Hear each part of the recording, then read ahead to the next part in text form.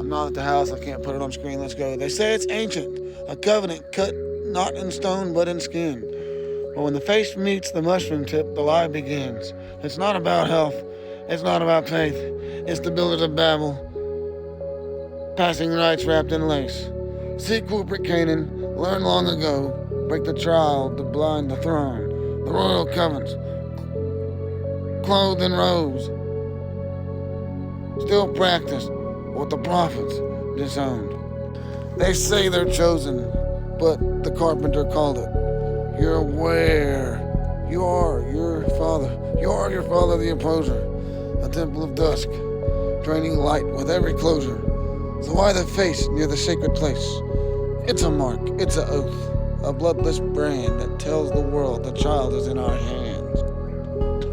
But I say, the Most High never asked for this. No daylight covenant ever hid in the shadow. This isn't faith.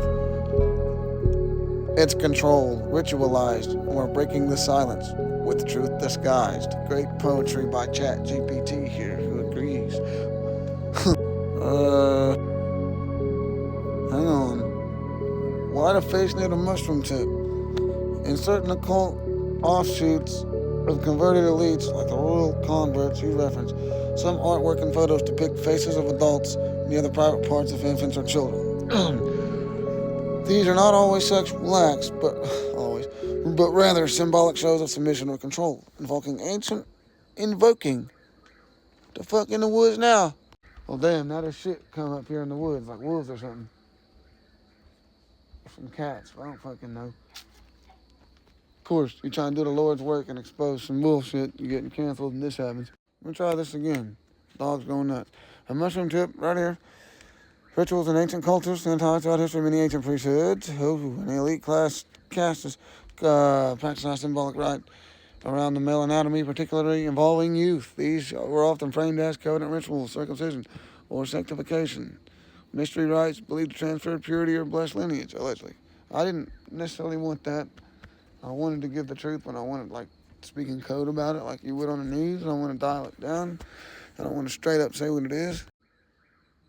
Okay, so look, Khazarian system, distorted versions of earlier rituals emerged over time. They turned into acts that were no longer spiritual, but symbolic shows of dominance, ownership, and trauma bonding. Trauma bonding. The fuck is that? Okay, I gotta see what that is. In certain occult offshoots of converted elites, like the royal converts you referenced, you know, I told it to give me ideas of code words. Stop playing with me. So it's going to be using code words, but the royal converts, we're going to call them, you know, and that's their crest. Some artwork photos depict faces of adults near the private parts or infants' children. These are not always sexual acts, but rather symbolic control. Belief in an absorbing essence or marking a child for elite identity, or in distorted Talmudic or oral traditions, the practice of a, however you say that, ritual priest, allegedly using the mouth during circumcision, a practice called, still controversial today. It's originally claimed to be for health, but the roots are far darker, has led to documented health crisis and public outcry, particularly in ultra-Orthodox communities.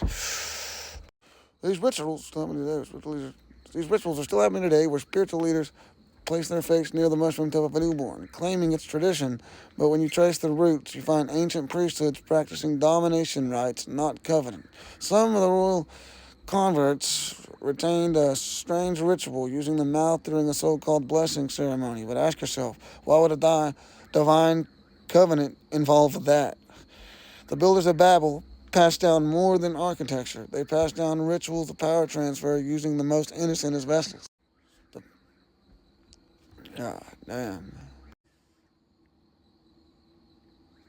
For those just tuning in, no, I meant to say that before probably. I'm fucking this all up because this is a topic I don't know how to code down any further. For those just tuning in, that wasn't poetry at the beginning of the code of history. We're talking about a ritual. Still practiced today in certain Orthodox cycles, whether after circumcision, the priest allegedly places his mouth on the wound. Sounds insane. It's real. Look up. The practice causes infections and even deaths, but beyond surface, what you're seeing is a deeper rite of passage. one dates back to Babylon, not Moses. This isn't spirituality, it's ownership. Now, you know these people with dual citizenship that are on the list like to meet up at the Babylonian church here in America, or the Church of Babylon, which, you know what that is. Jim Carrey called it out right there on the stage at the place. It's literally on the plaque outside. Let's get into that, though. Let's cook, y'all people. Y'all cling to these rewritten texts. Let's cook it, because the book of Enoch cooks it. And why were all these people... So let's just get into it. Another red pill of all these people that rejected the Messiah. And we'll get into that. They rejected him, and they were punished for it. And then they rewrote that these were the ones... No, they gave us a false Christ. Some books say he wasn't crucified. Some translations, they gave us a false... They did hang somebody, but just like Enoch, who just ascended to heaven, that's what happened. And that's what... You know, heaven's an ascension thing. Stop playing with me. The ones who turned their back.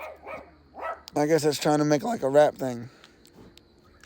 Yeah, see, they tell you to bow at the altar, but the altar was flipped. The carpenter came to clean the house, and the house threw him out. See, the ones claiming the scrolls, the robes, the rituals, the land were the very ones that... I don't know. We have no king, but says, that wasn't Rome's betrayal. That was corporate Canaan, rejecting flamethrower in real time. And yet today they stand in high places wearing the legacy of prophets while silencing their words.